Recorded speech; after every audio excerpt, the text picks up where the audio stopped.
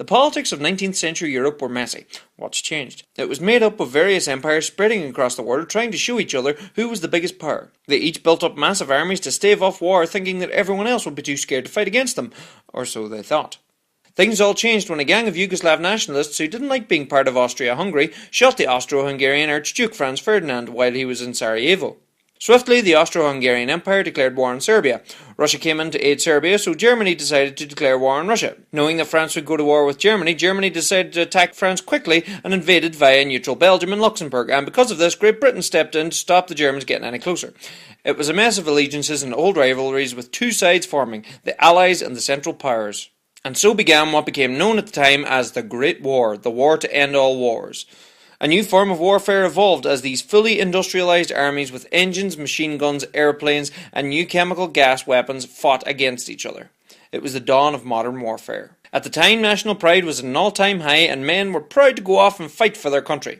It was seen as a romantic idea to go off and be a hero. Boys as young as 12 managed to lie their way into the army ranks, only to discover that it was not such a sweet and honourable thing to die for one's country. Germany marched on Paris, but was stopped by the French, and both sides dug themselves into trenches on what became known as the Western Front. On the Eastern Front, the Russians invaded Austria-Hungary, but were stopped in Eastern Prussia by the Germans. The Ottoman Empire joined in on the side of the Central Powers in 1914. More and more nations from all over the world joined the fight as the war spread across Europe. Trench warfare was quite terrible. Each army would dig a long network of trenches in the ground, fortifying the front with barbed wire and sandbags. It was a long stalemate where neither side dared advance on the other. Machine guns were a new and very effective weapon. When the time was right, the army would climb up over the top and charge across no man's land to the enemy trench and capture it, thus gaining more land and taking another step towards their goal. At least that was the plan. Spirits were high at least when the first Christmas came by. Both forces climbed out of their trenches to celebrate Christmas together and talk, share stories and play football. When Christmas ended, they would climb back into their trenches to become enemies once again. Conditions in the trenches were dreadful. Soldiers in France and Belgium found their feet rotting away from the constant damp. In contrast, Australian, New Zealand and Ottoman soldiers fighting in Gallipoli had blisteringly hot trenches where rain and cold were replaced with dehydration and overheating. Disease was everywhere in the trenches. 1916 saw a renewed push on the Western Front from both sides. Thousands of French died at Verdun as the Germans unleashed their chlorine gas. The infamous Battle of the Somme was a long and gruelling battle that lasted from July to November. The first day alone saw over 80,000 men wounded or killed, mostly British due to disastrous attacks. Fundamental errors and contradictions from the High Command led to confusion and unclear plans. In places, soldiers weren't organised in time to charge, so by the time that they got going, the artillery had stopped firing on the Germans, allowing them to easily fire upon their attackers. Planes and artillery were supposed to clear the German barbed wire, but the shrapnel was ineffective against the wire.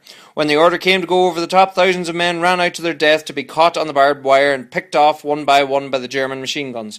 This battle saw the first use of tanks by the British. Ultimately, France and Britain pushed against Germany and gained much ground. By Christmas 1916, no man wanted good cheer wished upon their faceless enemy. During 1916 also, before the Somme, Irish Republicans staged an uprising in Dublin in the hopes to catch Britain while they were distracted by the war. It was crushed by Britain, but after executing the rebel leaders, Irish support for Britain and the war dropped, at least in the south of Ireland. Most Irish troops after that came from the Protestant north. On the sea, Britain mined many patches of international water to stop movement of German ships. Germany was blockaded. After many naval battles, Britain tried to stay in control of the seas, above the water at least.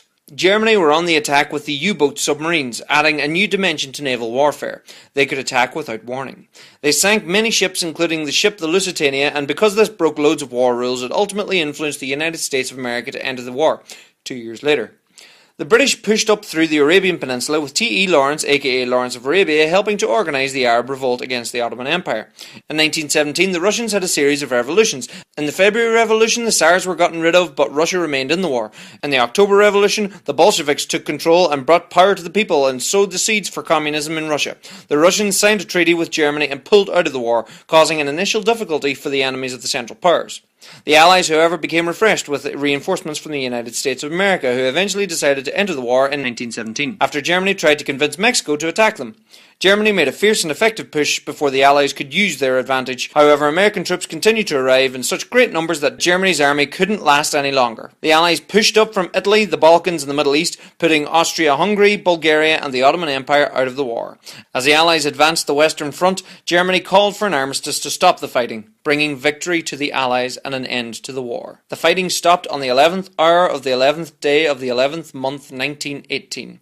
It took 6 months to negotiate terms, and it was ultimately decided that the Central Powers were to pay for the damages they had caused in the war. Germany only fully paid off this debt in 2010. The map of Europe was redrawn.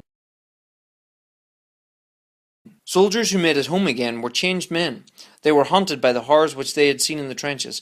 Gas attacks, friends dying by their side, and the constant shelling of enemy artillery. They were shell-shocked, and so many found it impossible to go back to normal life after the trenches. Many great poets and writers were inspired by their hell in the trenches, such as Wilfred Owen, J.R.R. Tolkien, and Ernest Hemingway, of the so-called Lost Generation. Some survived, many did not.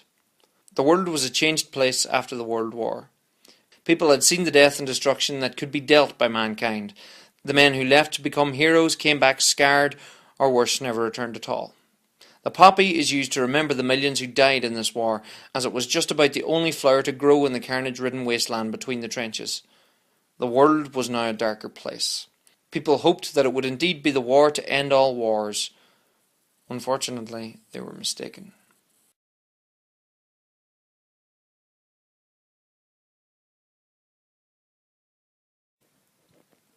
If you like this video, please subscribe, and you can follow me on Twitter at John D. Ruddy Actor, or find me on Facebook through Manny Man Comic and John D. Ruddy Artisty Actory Guy. And if you want to find out more about World War I and also the Easter Rising of 1916, I'll be doing an Irish tour of the play The Rising by Joe O'Byrne, where we tell the story of the Easter Rising through the eyes of two friendly foes, Billy McKay, a loyalist from Belfast, and Paddy O'Brien, a Republican from Dublin. The dates are up here, and you can find out more on Facebook. Thanks so much for the support, glad you enjoy it.